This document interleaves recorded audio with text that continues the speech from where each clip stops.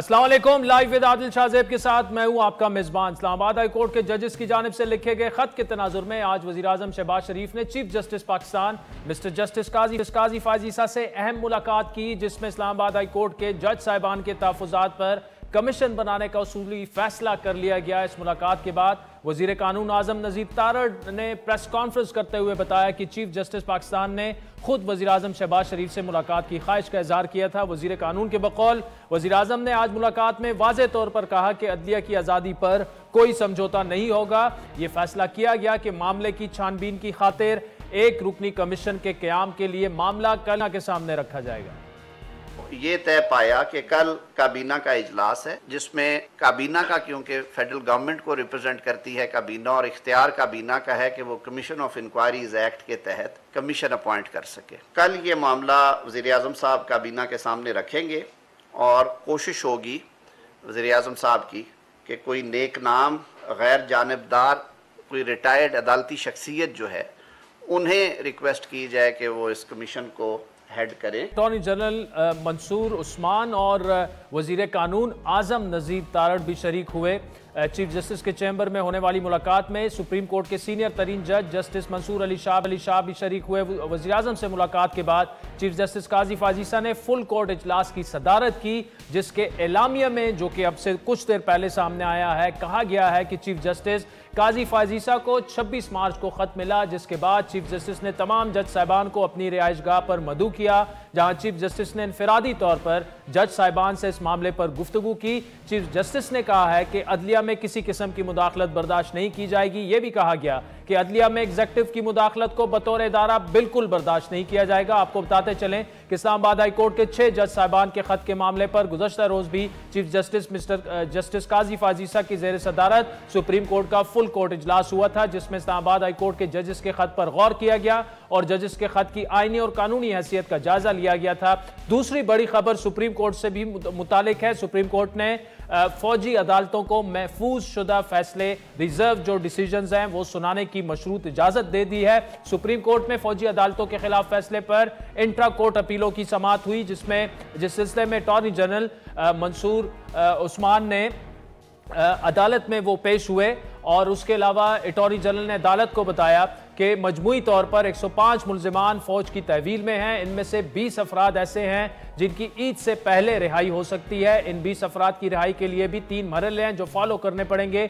बरियत और कम सजा वालों को रियायत देकर रिहा किया जाएगा। अटॉर्नी जनरल के मुताबिक मुल्जिमान की रिहाई के लिए पहला मरहला महफूज शुदा जो फैसले हैं वो सुनाए जाना है, उसकी दूसरी तौसीक होगी और तीसरा मरहला कम सजा वालों को आर्मी चीफ की जानिब से रियायत देना होगी। इस दौरान अटॉर्नी जनरल ने फौजी अदालतों को महफूज शुदा फैसले सुनाने की इजाजत देने की इस्तदा की।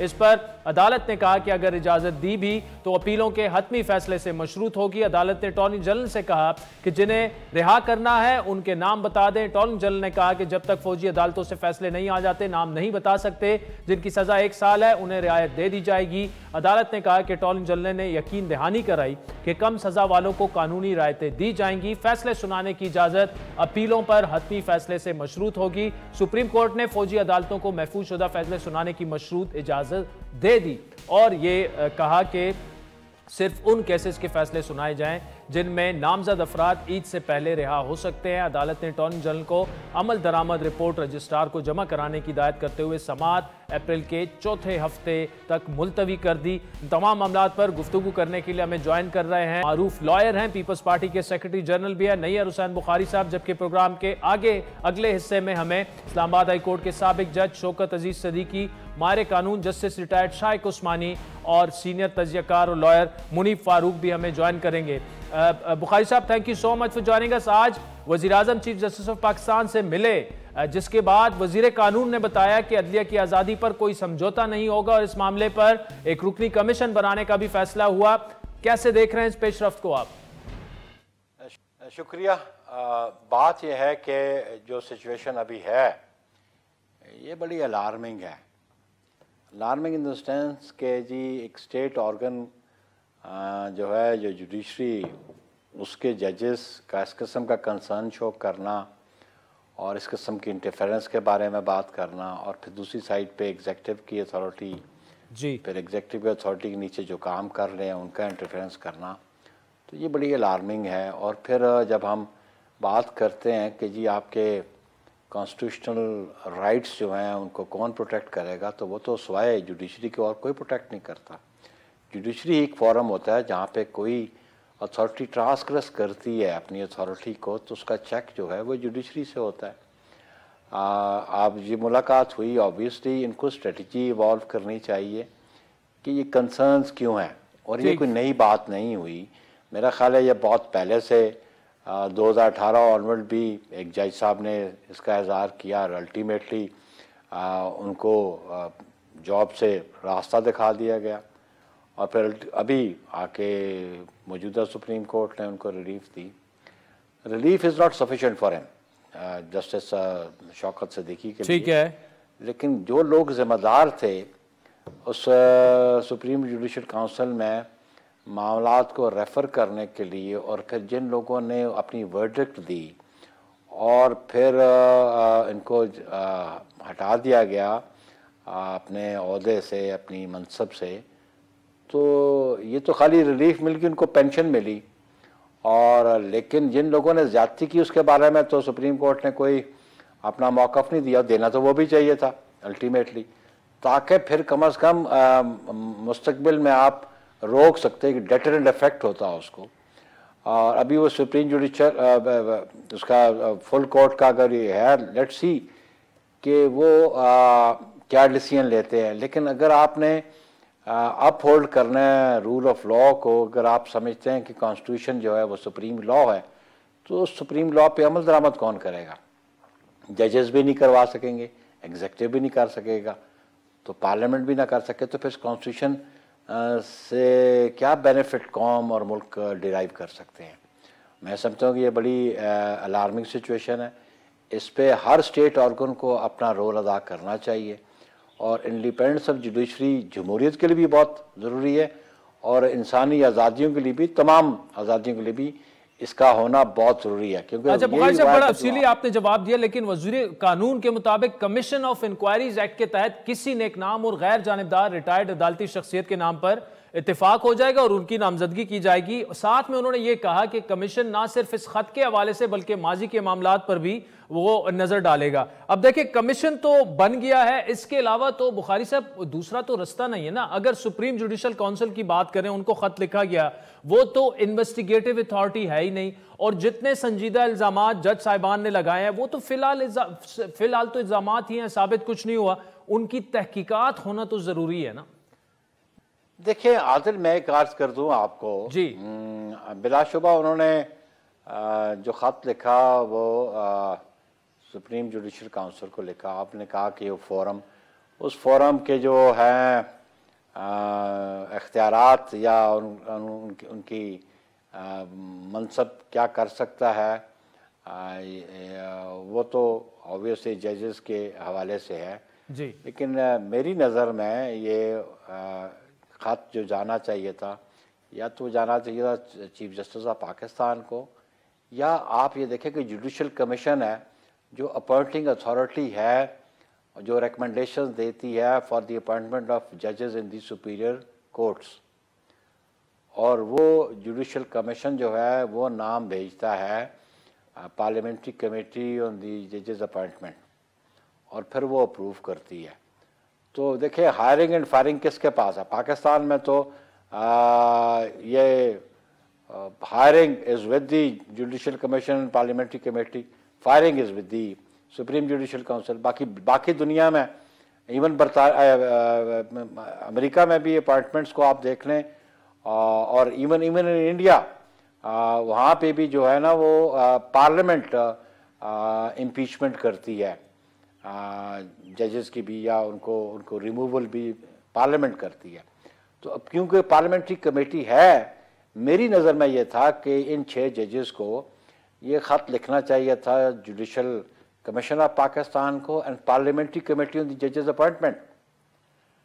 Parliament is the forum where it should be debated and a parliamentary committee should be constituted. तो आप तो यही कह रहे हैं बुखारी साहब कि इस पर बजाय इसके कि एक रुकनी कमीशन बनता, पार्लिमानी कमेटी बननी चाहिए थी। आप देखिए आदिल, आप आर्टिकल 175 को पढ़ें जी। 18th अमेंडमेंट के बाद जजेस की अपॉइंटमेंट कौन करता है? 18th अमेंडमेंट से पहले तो प्रेसिडेंट के पास ये अथॉरिटी थी। 18वीं तरमीम के बाद आर्टिकल 175 में अमेंडमेंट्स की गई और उसमें जुडिशल कमीशन नाम भेजता है सुपीरियर जुडिशरी के लिए और उन नामों को अप्रूवल देती है पार्लियामेंट्री कमेटी। ठीक है। तो आप पार्लियामेंट को नहीं समझते कि वो स्टेट ऑर्गन है और पार्लियामेंट्री कमेटी को ये इख्तियार अगर अपॉइंटमेंट का है तो इन मामलात को प्रॉप करने का भी उनके पास होना चाहिए। अच्छा बुखारी साहब, अब फौजी अदालतों को महफूज शुदा फैसले सुनाने की आज सुप्रीम कोर्ट ने मशरूत इजाजत भी दे दी है। इस वक्त भी 9 मई के मुकदमात में 105 मुलजिमान जो हैं वो फौज की तहवील में हैं, उनको सजाएं देने का आगाज अब हो जाएगा। कैसे देख रहे हैं इस फैसले को आप? ऑब्वियसली देखें जी, वो तो खैर सिविलियंस का ट्रायल फौजी अदालतों में नहीं होना चाहिए। then you need to amend the Army Act also, इसलिए कि ये जो आर्मी एक्ट 1954 का है जो उसकी सेक्शन 2A है समथिंग लाइक दैट, अभी तो उसमें उसकी डेफिनेशन को एग्जामिन किया जाए कि इनकी डोमेन क्या है, इनकी जुरिसडिक्शन कहाँ तक एक्सटेंड करती है। Why don't you amend that law जिसके ज़रिए ये मुकदमात दर्ज हुए हैं सिविलियंस के हवाले से। पहली बुनियादी बात तो ये है कि जो ह्यूमन राइट ऑर्गेनाइजेशन है they must approach the parliamentarians, they must approach the political parties, उनकी लीडरशिप को। पहली बात तो ये है। सेकेंडली जो इन्होंने कहा, ऑब्वियसली आप लास्ट में देख रहा था कि जी वर्डिक्ट अनाउंस ना की जाए, इररिस्पेक्टिव वर्डिक्ट में वो एक्विटल है या कन्विक्शन है। अब उन्होंने कहा जिनको आपने एक्विटल करनी है उनको तो आप रिलीज कर दें, जिनकी कन्विक्शन है उनको ना करें। लेकिन अगर आप कन्विक्शन करते भी हैं तो subject to the judgement of this court. So obviously ये देख लें, इसको मैं समझता हूँ कि बुनियादी बात है या तो फिर लॉ को आप अमेंड करें, लेकिन अगर एग्जिस्टिंग लॉ में अगर कोई ऐसा क्राइम कमिट करता है कि जो इसकी डेफिनेशन की मद में आता है तो फिर ऑब्वियसली उसका ट्रायल उधर ही होगा। तो you need to rethink all these things कि आप उस लॉ को अमेंड करना चाहेंगे कि नहीं चाहेंगे, या अमेंड करेंगे तो कैसे अमेंड करेंगे। तो ये बात बहुत ज़रूरी है। लेकिन मैं समझता हूँ कि किसी बेगुनाह को बिला वजह कैद में नहीं रखना चाहिए। अगर उसके खिलाफ केस एस्टैब्लिश नहीं होता तो उसको रिलीज़ करना चाहिए, उसको एक्विट करना चाहिए। लेकिन बड़ा राइटली ऑब्जर्व किया बेंच के एक मेंबर ने कि जिनके खिलाफ केस नहीं बनता उनको तो रिलीज़ कर दें। अगर से फॉर एग्ज़ाम्पल एक अटॉर्नी जनरल ने कहा जी एक ज़ाब्ता है 382 CRPC का कि बेनिफिट उनको मिलेगा, अगर वो जो सेंटेंस है उससे बियॉन्ड वो उनकी डिटेंशन चली जाती तो क्या बेनिफिट है। तो ये ऐसे इश्यूज़ है कि जिन पे जुडिशियल माइंड अप्लाई करने की ज़रूरत है। नहीं साहब, thank you so much for joining us. नाज़रीन, ब्रेक के बाद जस्टिस रिटायर्ड शौकत अजीज सदीकी और जस्टिस रिटायर्ड शाइक उस्मानी हमें ज्वाइन करेंगे। हमारे साथ रहिए। वेलकम बैक नाज़रीन। ब्रेक से पहले मारूफ लॉयर सीनियर वकील हैं पाकिस्तान के नैयर हुसैन बुखारी साहब की गुफ्तगू आपने सुनी। इस वक्त इस्लामाबाद हाई कोर्ट के साबिक जज जस्टिस रिटायर्ड शौकत अजीज सदीकी साहब हमारे साथ मौजूद हैं। सदीकी साहब बहुत शुक्रिया। मामला अब काबीना की मंजूरी से मशरूत है और एक रुकनी तहकीकाती कमीशन जो है वो बना दिया जाएगा। आज वज़ीर आज़म चीफ जस्टिस से भी मिले। 6 जज साहिबान ने इस्लामाबाद हाई कोर्ट के जो खत लिखा, आप खुद भी एक एपिसोड से गुजर चुके हैं, कैसे देख रहे हैं इस मामले को आप? देखिए जी, मैं तो इसको बड़ा एक मुस्बत इकदाम समझता हूँ फॉर द रीजंस के जब मैंने ये बात की थी 21 जुलाई 2018 को और वेरी नेक्स्ट डे मैंने 22 जुलाई को चीफ जस्टिस ऑफ पाकिस्तान साहब से दरख्वास्त की थी मेरे इल्जामात की तहकीकात के लिए एक कमीशन कॉन्स्टिट्यूट किया जाए, किसी भी हाजिर सर्विस सुप्रीम कोर्ट के जज का या रिटायर्ड, लेकिन सिर्फ ये शर्त मैंने रखी थी कि वो उसने कभी PCO के तहत हल्फ ना उठाया हो। और मैंने ये ऑफर की थी जी कि अगर मेरे इल्जामात गलत साबित होते हैं तो मुझे जो चाहे सजा दे लें, लेकिन अगर मेरे इल्जामात सच साबित होते हैं तो मुझे बताएं कि मैन इन यूनिफॉर्म का क्या करेंगे। तो उसके ऊपर कोई कार्रवाई नहीं हुई और फिर जाहिर है मेरे इल्जामात पर तहकीकात करने की बजाय मुझे महज इल्जाम लगाने पर या सच बोलने पर माजूल कर दिया गया, मेरे कैरियर को स्पॉइल कर दिया गया। फिर मुसलसल 5.5 साल सुप्रीम कोर्ट में कानूनी जंग लड़ी, उसके दौरान बार बार ये कहते रहे कि उनको बुलाएं, उनकी स्टेटमेंट रिकॉर्ड करें और इस मामले को इंक्वायर इनटू करें, लेकिन वो नहीं हुआ। मैं ये समझता हूँ कि अभी जो 6 जज साहबान की तरफ से ये लेटर है और जिसमें लिखा हुआ भी है कि जो मेरे केस की 22 मार्च 2024 की जजमेंट है, उस से एक लिहाज से उन्होंने स्ट्रेंथ हासिल करते हुए ये रिक्वेस्ट की।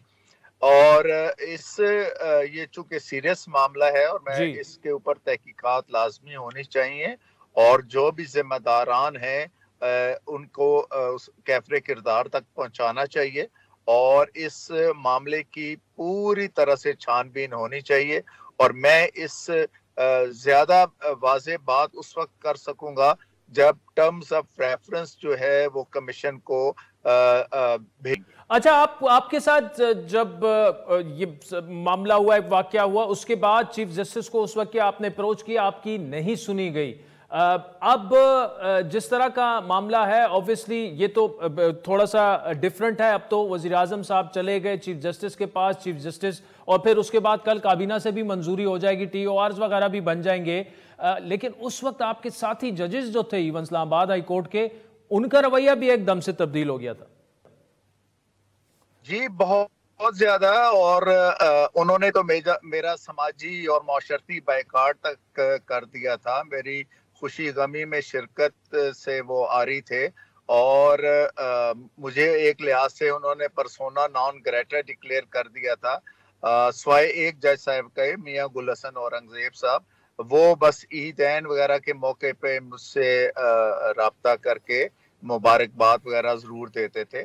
लेकिन अनफॉर्चुनेटली बाकी जो अमूमी रवैया था जुडिशरी के तमाम तर जज साहबान का, मोस्टली की मैं अक्सरियत की मैं बात कर रहा हूँ, वो मेरे लिए बहुत ही कर्बनाक था।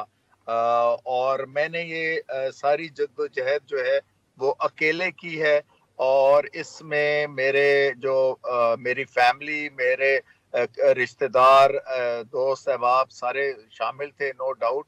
वो मुझे स्ट्रेंथ देते रहे और साथ मेरे इनिशियली जो वकील थे मखदूम अली खान साहब, उन्होंने, और बाद में मेरे वकील जनाब हामिद खान साहब, who stood like a rock with me, उनकी वजह से और लोगों की दुआओं की वजह से हम इस लड़ाई को कामयाबी से उसके मंतकी अंजाम तक पहुंचाने में। तो सदीकी साहब, ये कहा जाए तो दुरुस्त होगा कि जस्टिस मियां गुल हसन औरंगजेब के अलावा आपके साथ अदलिया का कोई जज खड़ा नहीं हुआ?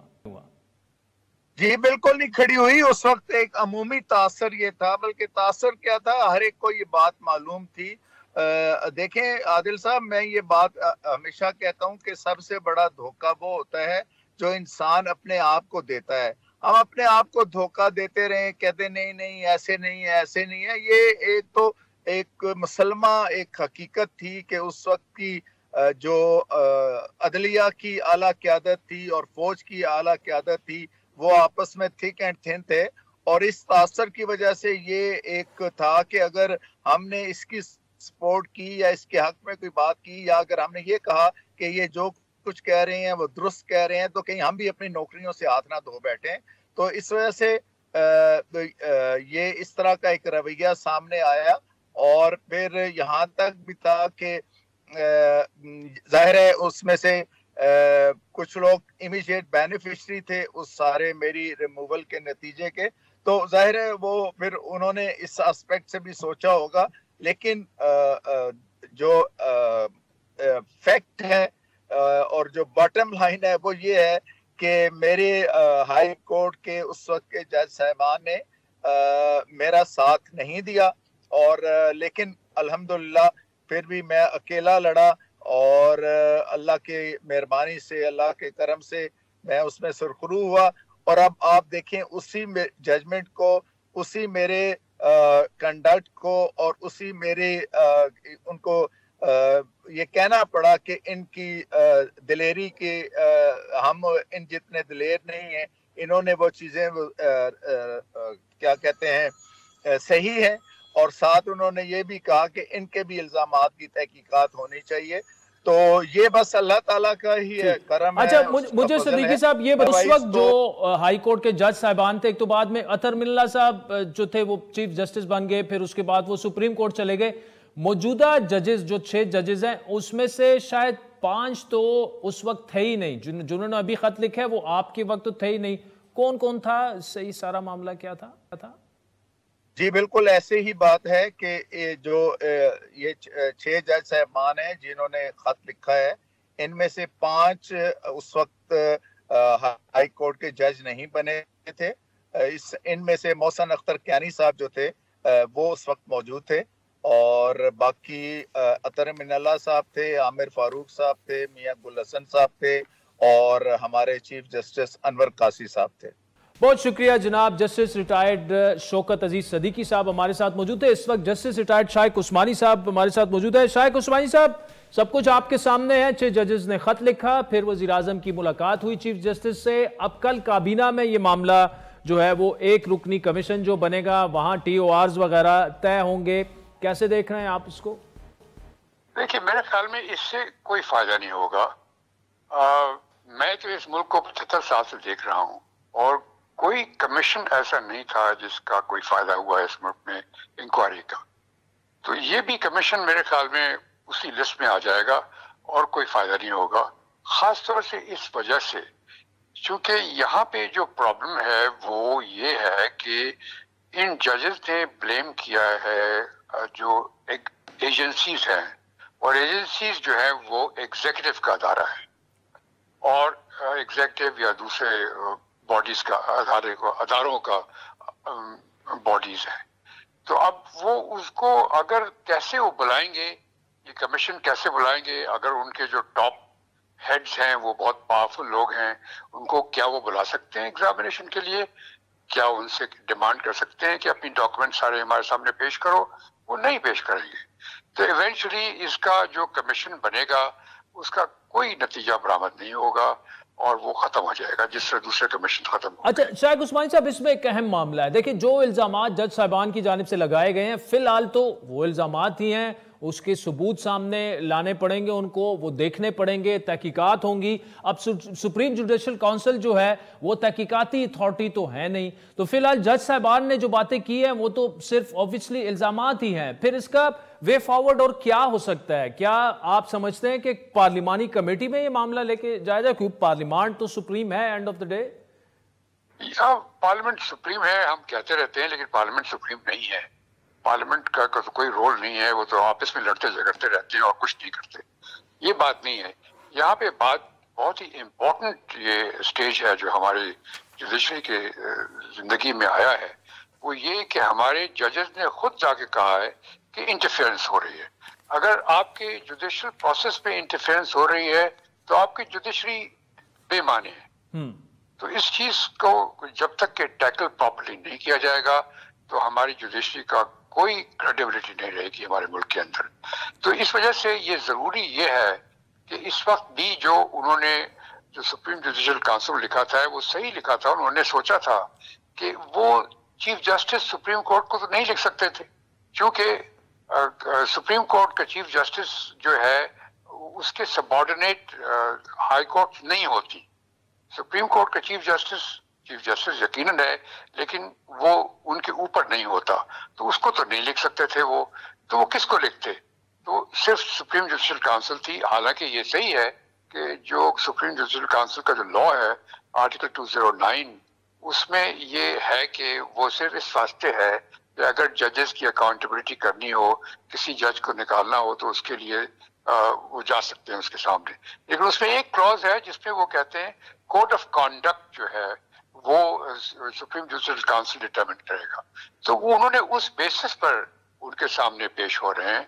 वो कहते हैं कि भाई हम क्या करें, आप बताएं हमारा क्या क्या करना चाहिए हमें। तो अब इस सूरत में जरूरी ये था कि सुप्रीम जुडिशल काउंसिल एक कमेटी बनाती consisting of members of supreme judicial council, और इस बेसिस पर कि अब ये लोग क्या करें under the code of conduct, ताकि ये फैसला हमेशा हमेशा के लिए हो जाए।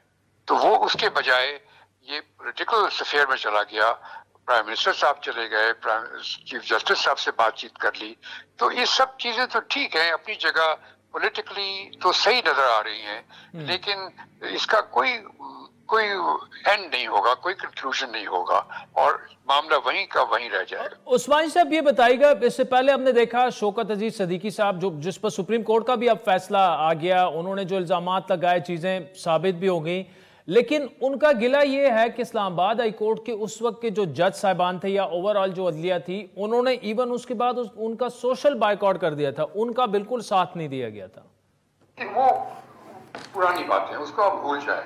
ठीक, वो एक किस्म का जो शौकत सिद्दीकी साहब के साथ हुआ, हमको तो शुक्र करना चाहिए कि ये उनके साथ हुआ, क्योंकि उसकी वजह से अब एक नई चीज सामने आई और सब चीज सामने आ गई कि इस तरह से एजेंसी इंटरफेयर करती हैं जजेस की जो फैसलों में।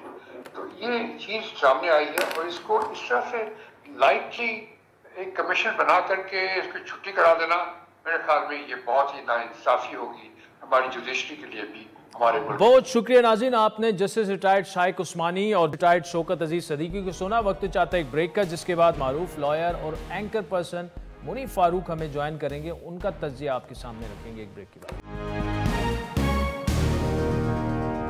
वेलकम बैक नाज़रीन। ब्रेक से पहले तफसीली गुफ्तगू आपने शौकत अजीज सदीकी साहब की, जस्टिस रिटायर्ड हैं वो, और शाइक उस्मानी साहब और साथ में नैयर हुसैन बुखारी साहब, इस वक्त सीनियर एंकर पर्सन, सहाफ़ी तजियाकार और ख़ुद मारूफ लॉयर भी हैं जनाब मुनीफ फारूक साहब हमारे साथ मौजूद है। मुनीफ फारूक साहब, ये जो एक ही दम एक इशू ऐसे बन गया है कि तकरीबन 2 दिनों से हेडलाइंस उसने सारी मीडिया सारा कैप्चर हुआ है, ये गवर्नमेंट के लिए कितना आपको पोटेंशियली एक बड़ा प्रॉब्लम नजर आ रहा है? क्या आप समझते हैं कि इसको गवर्नमेंट टैकल कर लेगी आसानी से? कल काबीना में तो ये जा रहा है और ये यक रुकनी जो है उस पर एक कमीशन भी बन जाएगा, लेकिन क्या ये आसान होगा गवर्नमेंट को इस पूरे मामले से निपटना, खुसूसन 6 जो हाजिर सर्विस जज हैं उनकी जानिब से खत लिखना?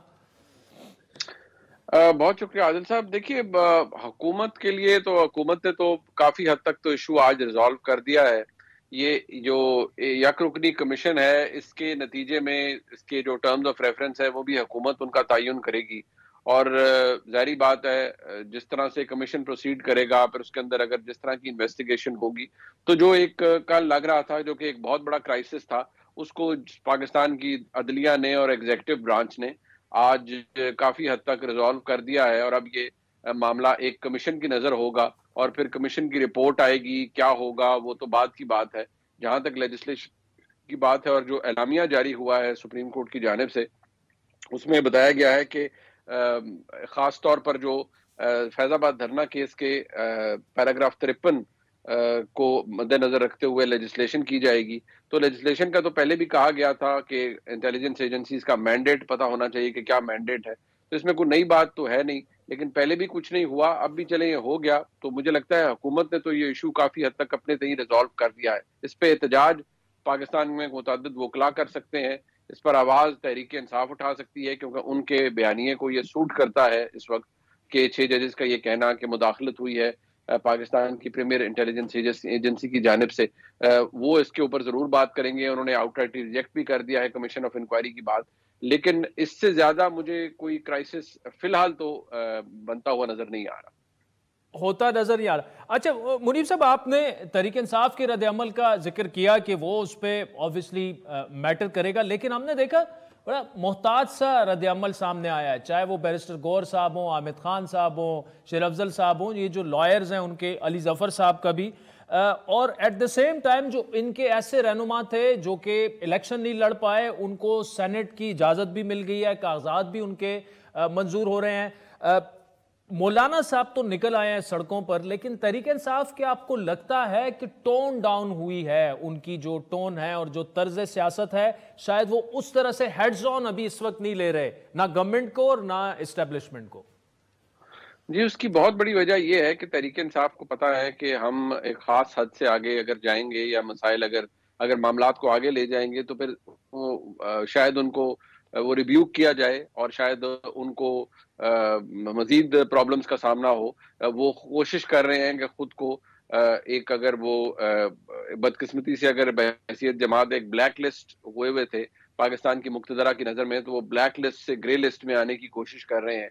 तो जहां वो अपने मौक़िफ़ को री एंडोर्स करते हैं, वहां पर इस बात का भी इस वक्त एहतियात कर रहे हैं कि किस तरह से खुद को प्लेस किया जाए और जो एक डार्कर शेड में जमात चली गई है उससे निकलकर इसको पाकिस्तान की एक्चुअल पॉलिटिक्स के अंदर और पावर पॉलिटिक्स के करीब लाया जाए, क्योंकि वो ये समझते हैं, और बात भी दुरुस्त है, कि वो सबसे मकबूल जमात है।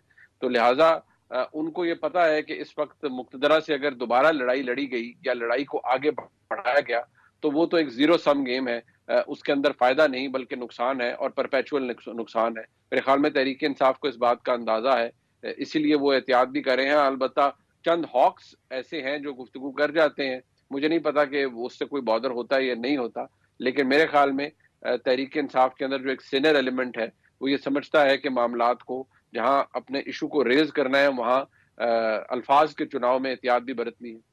ठीक है मुनीब साहब, आखिर में मुख्तसर बताइएगा, कल मौलाना साहब ने ये कहा कि जी नवाज शरीफ उन्हें अफसुर्दा लगे वो हमारे लिए दुआ करें, हम उनके लिए दुआ करें। ये किस कॉन्टेक्स्ट में आपके ख्याल में की होगी बात मौलाना साहब ने? देखिए ये कॉन्टेक्स्ट भी है कि जिस तरह से मुस्लिम लीग नून को खास तौर पर इस वक्त हालात हैं और इक़्तिदार मिला है, इस बात को कहने में तो मेरे ख्याल में हमें गुरेज नहीं करना चाहिए कि जिस तरह 2018 में हुकूमत को मैन्युफैक्चर किया गया था, इस दफ़ा भी हुकूमत को मैन्युफैक्चर ही किया गया है और जो स्पॉन्सर है वो तो वही हैं और बेनिफैक्टर भी वही हैं, बेनिफिशरी बदले हैं।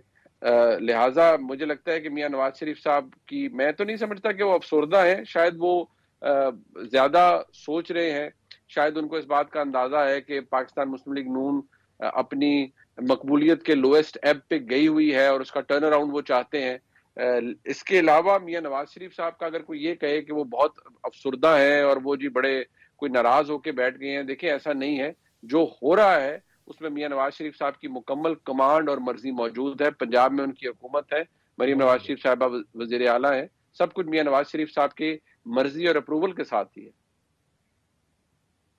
मुनीब फारूक साहब, thank you for joining us. नाज़रीन, ब्रेक के बाद नून लीग के रहनुमा और बहरी उमूर के जो विफाकी वजीर हैं कैसर अहमद शेख साहब हमें ज्वाइन करेंगे। कुछ अहम फैसले हुकूमत के हो रहे हैं जिसकी समझ बूझ हमें तो नहीं आ रही, उनसे पूछेंगे कि ये फैसले क्यों और कैसे किए जा रहे हैं।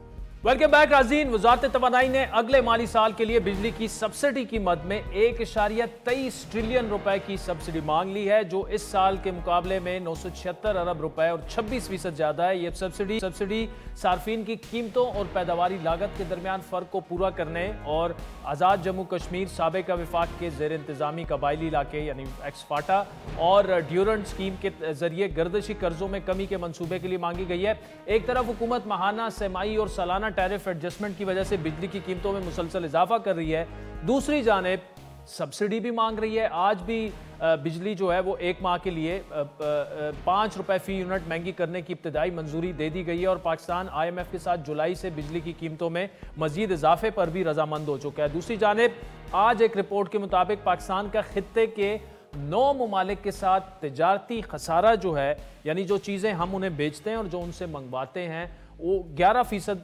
खसारा बढ़ चुका है। जुलाई से फरवरी 2023-24 के दरमियान पाकिस्तान की खित्ते के 9 ममालिक Afghanistan, China, Bangladesh, Sri Lanka, India, Iran, Nepal, Bhutan और मालदीव के लिए 20% इजाफे के बाद 2 अरब 91 करोड़ 10 लाख डॉलर हो गई है। ये हुजम गुज़श्ता माली साल के इसी अरसे के दौरान 2 अरब 41 करोड़ 40 लाख डॉलर था। इसके बरक्स माली साल 2024 के इब्तदाई 8 माह के दौरान दरामदाद जो थी वो 14% बढ़कर 8 अरब 32 करोड़ डॉलर जो थी वो हो गई थी। ये हुजम गुज़श्ता साल की इसी मुद्दत में 1 अरब 33 करोड़ डॉलर था। तिजारती खसारे में इजाफे के बावजूद फैसला साज अपनी पॉलिसियां ऐसे बना रहे हैं जिसकी समझ नहीं आ रही। खबर अब यह सामने आई है कि हुकूमत ने इंपोर्ट पॉलिसी ऑर्डर 2022 में तरमीम कर दी है। उसका मतलब ये है कि जो एलामिया वजारत तिजारत ने जारी किया है कि 2000 किलोमीटर तक इस्तेमाल शुदा गाड़ियां जो हैं वो दरामद करने की इजाज़त दे दी गई है, लेकिन उसको नया तस्वुर किया जाएगा। यानी आप अब गाड़ियां इंपोर्ट कर सकेंगे, गैर रजिस्टर्ड और 2000 किलोमीटर तक इस्तेमाल शुदा गाड़ियां दरामद हो सकेंगी, जिसमें जो पाकिस्तान का इंपोर्ट बिल है उसमें मजीद इजाफा होगा। एक ऐसे वक्त में जब हुकूमत माशी बुरान से निकलने की कोशिश कर रही है, इंपोर्ट में इजाफा पाकिस्तान की मईशत बर्दाश्त नहीं कर सकती। एक और अहम खबर जो सामने आई, कौमी एयरलाइन PIA की निष्कारी की जो बात है, जो गिरवी रखे गए इसासे हैं PIA के, वो बैंकों से मामलात उसके तय पा चुके हैं और टर्म शीट उसकी तय कर ली गई है। बैंकों की जानिब से रवां हफ्ते NOC जारी होने का इम्कान है, जिससे PIA के असासे जो हैं वो उन्हें वापस मिल जाएंगे और निष्कारी हो सकेगी। लाइव विद आदिल शाहजेब की टीम की जानिब से जब PIA के तर्जुमान से रब्ता किया गया तो उनके बकौल PIA होल्डिंग कंपनी के बोर्ड के इफ्तिताई इजलास में कंपनी जो है, कंपनी बोर्ड ने 268 अरब रुपए से ज्यादा के कर्ज की तंजीम लो के लिए टर्म शीट की फौरी मंजूरी दे दिया। बुनियादी तौर पर PIA कंपनी दो हिस्सों में तकसीम हो जाएगी। एयरलाइन के खराब कर्जे बशमूल कमर्शियल कर्जे, तिजारती कर्जे और हुकूमती कर्जे होल्डिंग कंपनी को मुंतकिल हो जाएंगे। और अब PIA की निष्कारी के हवाले से खलीजी ममालिक के सरमाकारों से हुकूमती सतह पर राब्तों में भी तेजी आई है। तो नाज़रीन, इन तमाम मामलात पर गुफ्तगू करेंगे। मेरिट फेयर्स के जो बैरी उमूर के वफाकी वजीर हैं कैसर अहमद शेख साहब हमारे साथ मौजूद हैं। शेख साहब, PIA का मामला अच्छी डेवलपमेंट है, टारगेट आपका यह है कि जून तक इसकी निजकारी कामयाबी से हो जाएगी, जो मुश्किल टास्क है, 2-3 महीने रह गए हैं। और दूसरा जो PIA के कर्जे हैं वो टैक्स पेयर पर, यानी हुकूमत ने अगर देने हैं तो टैक्स पेयर ने ही अदा करने हैं। देखिए, ये तो फैसला हो गया है कि PIA को प्राइवेटाइज करना है, उसके लिए कोशिश भी हो रही है। ये डिटेल्स जो आप पूछ रहे हैं ये मेरे पास नहीं है कि किन ममालिक ने किया है, और ना ही अभी शायद रिवील की गई है कि किन ममालिक ने किया। लेकिन ये बात है कि हम इसको सक्सेसफुली इंशाल्लाह PIA को जो है प्राइवेटाइजेशन से मुराद वो ये है कि वो हम उसको एक लिमिटेड प्राइवेटाइजेशन हो रही है, आउटराइट नहीं हो रही। अच्छा। उसमें कुछ रहेगा, ये अभी मुख्तलिफ प्रपोजल ने, मैं वो भी आपको ये नहीं डेफिनेट बता सकता, लेकिन PIA को ये है कि हम डिस्पोज ऑफ कर रहे हैं। डिस्पोज ऑफ तो आप कर रहे हैं शेख साहब, जो PIA की लाइबिलिटीज हैं, कर्ज हैं, उसका बोझ अगर हुकूमत ही उठाएगी, इसका मतलब कि टैक्स पेयर का ही पैसा वो होगा, आवाम पर ही वो बोझ जो है वो पड़ेगा। एक तरफ हम सब्सिडीज खत्म कर रहे हैं, दूसरी जानिब ये वाला कोई और इसका तरीका नहीं निकल सकता? नहीं, उसका कर्जे का तो देखिए कंपनी पे ऑलरेडी बोझ है। जो कंपनी सेल होगी या प्राइवेटाइज होगी तो वो कर्जे समेत लेगी ना, वो तो कंपनी खरीदेगी उसको, तो कर्जे भी वो उसी को पे करने हैं। तो इसमें हुकूमत के ऊपर या आवाम के ऊपर बोझ पड़ने का कोई सवाल नहीं है। हम हुकूमत को तो कोई पैसा मिलना है PIA की प्राइवेटाइजेशन से, कर्जे तो ऑटोमेटिकली जिसके भी कोई लाइबिलिटी जो भी होती है जो परचेज करेगा उसी के जिम्मे होंगे। दूसरा शेख साहब ये बताइएगा, आज बिजली की कीमत में फी यूनिट 5 रुपए इजाफा हुआ। अब IMF का और हम सब का एक कंसर्न है, वो गर्दिशी कर्जा है जो जिससे कि एक टिकिंग बॉम्ब कहा जा सकता है। लेकिन फिर साथ ही में आप बिजली की सब्सिडी की मद में मजीद 1.2 खरब की जो है मामला, वजारत तवानाई ने ये रकम मांगी है, 26% ज़्यादा हो जाएगा पिछले साल के मुकाबले में ये सब्सिडी। तो गर्दिशी कर्जा कैसे ख़त्म होगा? आवाम पर तो आप बोझ डाल रहे हैं, इधर फिर सब्सिडी की बात हो रही है। ये सब्सिडी आप दुरुस्त कह रहे हैं, इसी पे वर्किंग हो रही है कि सब्सिडी किस सेक्टर को दी जा रही है। अगर तो ऐसे सेक्टर को है जो कि अफोर्ड कर सकता है तो उसको तो बिल्कुल सब्सिडी नहीं मिलनी चाहिए। यानी जो जो जो बेहतर अर्निंग वाले सेक्टर हैं तो फिर तो सब्सिडी नहीं होनी चाहिए। लेकिन जो तबका बिल्कुल अफोर्ड ही नहीं कर सकता, लो इनकम ग्रुप है, लो इनकम ब्रैकेट में आते हैं, तो उनके लिए तो सब्सिडी बरकरार है। ये बहुत बड़ा नुकसान है। देखिए 500 अरब रुपए एस्टिमेट कर रहे हैं कि वो कम से कम बिजली की चोरी हो रही है, और काफ़ी इसमें लासेज जो है 1000 अरब तक पहुंच गए हैं। तो सर्कुलर डेट भी दिन ब दिन बिजली का भी बढ़ रहा है और गैस का भी सर्कुलर डेट बढ़ रहा है। तो अभी आउटराइट कोशिश जो है हमारी हुकूमत, मैं आपको बताऊं ना, काफ़ी हालात मुल्क के मईशत के ख़राब रहे, अभी भी ख़राब हैं, लेकिन बहुत ज़्यादा संभालने की हम कोशिश कर रहे हैं, अपना रेवेन्यू को बढ़ाया जाए। जो टैक्सेशन ऐसे जो लोगों जो दे सकते हैं उन पे टैक्स लगा जाए। अच्छा शेख साहब, दूसरा मुझे ये बताइए, रेवेन्यू की और उसकी बात हो रही है। जब आपकी हुकूमत आई, आपने अनाउंस किया था कि जी हमारी जो इकोनॉमी है वो एक्सपोर्ट लेड होगी, इंपोर्ट्स को फिर कर्टेल किया गया, यानी ये वाहिद वे फॉरवर्ड है जिससे हमारा तिजारती खसारा कम हो चुका है। लेकिन आज जो इंपोर्ट पॉलिसी में तब्दीलियां हुई, 2000 तक की गैर रजिस्टर्ड गाड़ियां वगैरह इस्तेमाल शुदा वो आप इंपोर्ट कर सकते हैं, एक दफा फिर गाड़ियों के इंपोर्ट की इजाजत दे दी गई है। तो अब हम खित्ते के 9 ममालिक, आज की मैं बात करूं 11% हमारा सिर्फ तिजारती खसारा उनसे बढ़ चुका है। तो अगर हम इसी तरह इंपोर्ट को बढ़ाते रहे और ये फैसले करते रहे तो एक्सपोर्ट लेड पॉलिसी फिर आपकी कहां गई? वो तो भाड़ में गई। देखिए ये बड़ा डेलिकेट मैटर है, दोनों चीज़ें हमने देखनी है, बैलेंस ऑफ ट्रेड भी देखना है और हमने अपना बजट का खसारा भी देखना है। देखिए अगर गाड़ियों की इंपोर्ट अलाउ हुई है तो उसमें बड़ा हैवी टैक्सेशन है, उससे हमारी इनकम भी बहुत बढ़ती है, गवर्नमेंट की इनकम बढ़ती है और अमीर तबका दे रहा है। वो गाड़ियों पे जो भी कोई इंपोर्ट पे टैक्स देगा वो तबका देगा जो बहुत अर्निंग कर रहा है और वो हुकूमत को अपनी इनकम भी बढ़ानी है। ये दो मुश्किल फैसले होते हैं कि किस हद तक हम इंपोर्ट को कर्टेल करें और कितना हम जो है वो रेवेन्यू का जो अपनी कुर्बानी दें। तो इस वक्त तो हमें रेवेन्यू जो 9 ट्रिलियन हासिल हो रहा है ना, मेरे ख्याल में पोटेंशियल है 15 ट्रिलियन का। हम 15,000 अरब का हमारे पास रेवेन्यू होना चाहिए। तो कोशिश, इंपोर्ट बिल्कुल कर्टेल हो गई थी, रेवेन्यू उससे नहीं मिल रहा था, तो दोनों चीज़ें बैलेंस करने की ज़रूरत होती है। चलें, आई होप कि कैसे शेख साहब जो बात कर रहे हैं कि बड़े सोचो विचार से फैसले हो रहे हैं। नाज़रीन, आज के प्रोग्राम पर फीडबैक ज़रूर दीजिएगा। हमारा ट्विटर हैंडल है @आदिल शाहज़ेब। इजाज़त दीजिए, अल्लाह।